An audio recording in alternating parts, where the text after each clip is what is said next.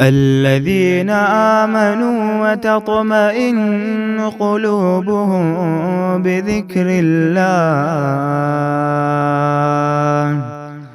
ألا بذكر الله تطمئن القلوب۔ آج کی نوجوان نسل کی ان مشکلات کا شکار ہے۔ کچھ میں ہمارا قصور ہے اور کچھ میں ہمارا قصور نہیں ہے، لیکن معاشرہ ان کو ٹیم کر رہا ہے۔ تو سب سے بڑی چیز جس پہ آپ غور کریں گے، یہ آپ کے میرے لیے ہاتھ میں موجود ہے۔ مقصدیت کے بغیر بچے جی رہے ہیں۔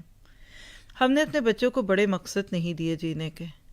ہم نے ان کو ایک چھوٹا سا گول دے دیا کہ بس تم نے پہلے میٹرک کرنا ہے، پھر ایف ایس سی کرنی، پھر میڈیکل کرنا، پھر ہاؤس جاب کر کے پھر ڈاکٹر بن جانا ہے۔ کسی کو مل گیا تو اس نے پائلٹ بننا ہے، کسی نے انجینئر بننا ہے۔ یعنی کریڈٹ صرف اپنی زندگی کا کہہ لیجئے کہ کریڈٹ بنانا ہے۔ اور جب تعلیم کو پروفیشن سے جوڑ دیا تو تعلیم میں عدم دلچسپی شروع ہو گئی۔ بچے کو کوئی شوق نہیں ڈاکٹر بننے کا، ماں باپ اس کو ڈاکٹر بنانے کے شوق میں بیٹھے ہوئے، وہ کہتا ہے جاؤ پھر میں بھی نہیں کچھ کرتا۔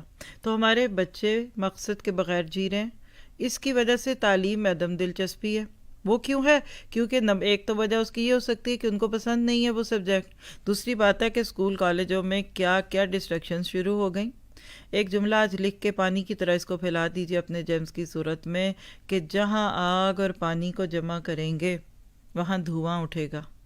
جلتا کوئلہ پانی کے گلاس کے اندر بھی ڈالیں گے یا جگ میں بھی ڈالیں گے تو وہاں دھواں اٹھے گا۔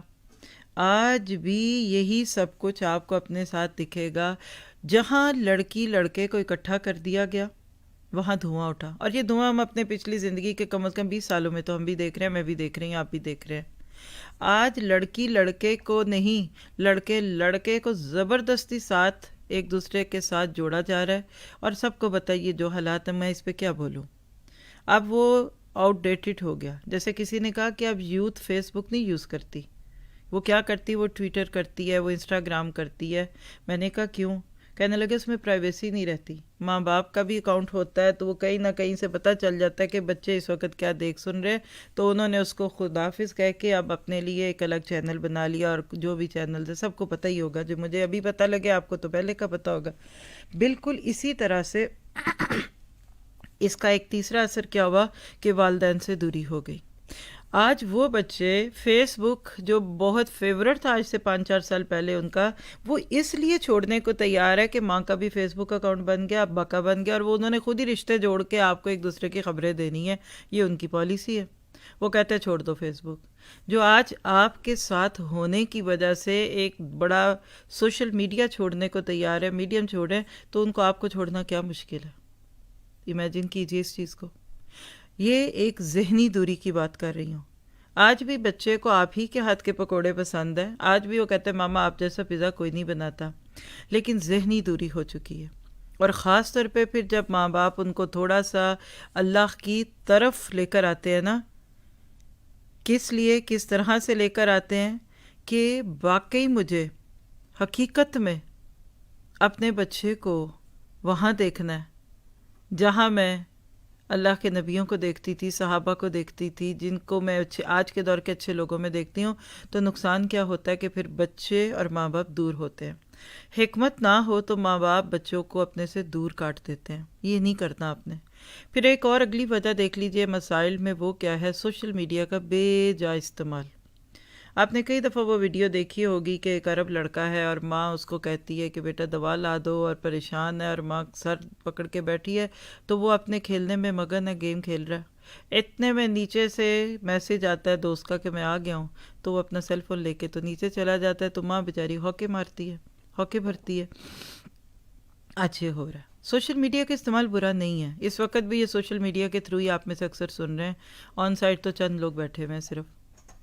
اصل بات یہ ہے کہ ذہن پیچھے سے کدھر تھا، اور انہوں نے وہی دیکھا۔ ایک ہی اسکرین ہے، ایک ہی فون ہے، کسی کے ہاتھ میں ہوتا ہے تو ادھر قرآن کے سوا کوئی اور حجت نہیں ہوتی، اور باقی چیزیں آپ خود جانتے ہیں۔ پھر اس کا اگلا سٹیپ کیا ہوا؟ آپ دیکھ رہے ہیں یہ ہر چیز سٹیپ وائز ہے، ایک سے دوسری، دوسری سے تیسری، چوتھی، پانچواں درجہ کیا ہوتا ہے؟ پھر دین سے دوری شروع ہو جاتی ہے۔ جب ذہنوں میں دین نہیں، آج ہم اس بارے میں حضرت یوسف کا قصہ پڑھیں گے انشاءاللہ، زندگی رہی تو وہاں تک پہنچتے ہیں ابھی۔ آپ دیکھیں گے کہ چند سال کی تربیت جو حضرت یعقوب نے کر دی تھی اپنے بچے کی، وہ برائیوں کے جنگل یعنی سوئمنگ پول چھوڑ دیجئے، اوشن آف دی یا آپ سی آف دی یا آپ کہہ لیجئے کہ سمندر تھا برائی کا، اس میں سے بھی یوسف علیہ السلام کو بچا کے لے گئی۔ آپ بھی یہی کریں گے اگر آپ کو شعور آ چکا ہے، آپ خود ہدایت پہ آ چکے ہیں، تو انشاءاللہ آپ کے بچوں کو آپ دین کی سمجھ دیتے ہیں۔ پھر ایک اور بہت بڑا قصور ہے آج کا ہمارا، یہ بھی پیرنٹس کا قصور ہے، تابناک ماضی سے لا علم رکھا۔ اسلام کے پاس آج یعنی الآن، جس کو آپ کیا قرآن کی صورت میں الیوم کہتے ہیں نا، نبی صلی اللہ علیہ وسلم کے دور کا الیوم تھا، آج کا میں کہوں تو الآن، ٹوڈے، آج کا دن انسٹنٹ دیکھوں تو آج کے دور کا ایک سب سے خوبصورت، سب سے بڑی چیز جو مسلمانوں کے پاس ہے نا، وہ اپنی ہسٹری ہے، جس میں سیرت سے لے کے صحابہ کا دور، تابعین کا دور، ائمہ کرام کا دور، محدثین کا دور، پھر اس کے بعد مسلم ہیروز کا دور۔ یہ آج سے پیچھے 100 سال چلے جائیے، سارے سائنٹسٹ مسلمان تھے۔ دنیا میں جو کچھ ہوا یہ مسلمانوں نے کیا، ڈسکوریز مسلمز نے دی، دنیا کو اسلام نے سارے علوم دے دیے، اب تو دوسروں نے لے لیے۔ یہ ایسے ہے کہ شروع آپ نے کیا تو اب لے کے آپ سے دوسرے چلے گئے، اور آپ منہ دیکھ رہے ہیں، آپ بیٹھ کر موتی لگے ہوئے جوتے بنا رہے ہیں اور نگوں والے پرس بنا رہے ہیں اور بہترین کپڑے بنا رہے ہیں۔ آج کا مسلمان بنیادی طور پہ جاب لیس ہو گیا۔ ہم نے اپنے بچوں کو یہ ماضی نہیں دیا، ہسٹری سے کاٹ دیا۔ نقصان کیا ہوا؟ اگلا ایشو اخلاقی انحطاط پیدا ہو گیا، مورل ڈکلائن۔ جو ناخوب تھا وہی خوب ہوا کہ غلامی میں بدل جاتا ہے قوموں کا ضمیر۔